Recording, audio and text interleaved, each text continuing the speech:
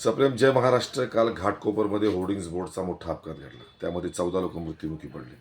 ह्या होर्डिंग्स बोर्डचा मालक भावेश भिंडे खऱ्या अर्थानं याच्यावर सदोष मनुष्यवधाचा गुन्हा दाखल केलाच पाहिजे.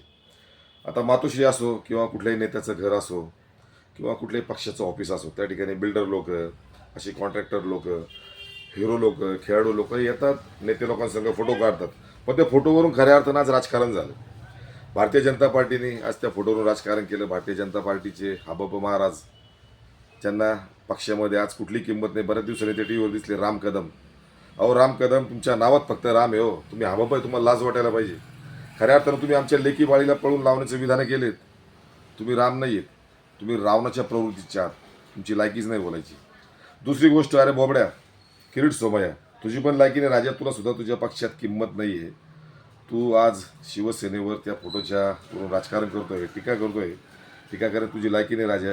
ईडीच्या माध्यमातून तू भाजपच्या जोरावर शिवसेनेच्या किंवा अनेक बाकीच्या पक्षांच्या नेत्यांना जेलमध्ये टाकण्याचा प्रयत्न केला. हे सगळं उघड झालंय. तू केलेला कोणताच क्लेम, कोणताच गुन्हा, कोणताच तक्रार शेवटपर्यंत त्याचं निवारण होत नाही आणि ते सिद्धही होत नाही.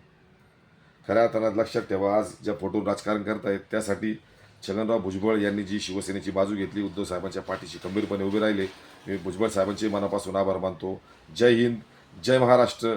4 जूनला नक्कीच या महाराष्ट्रामध्ये, या देशामध्ये महाविकास आघाडीचे सरकार येणार. धन्यवाद.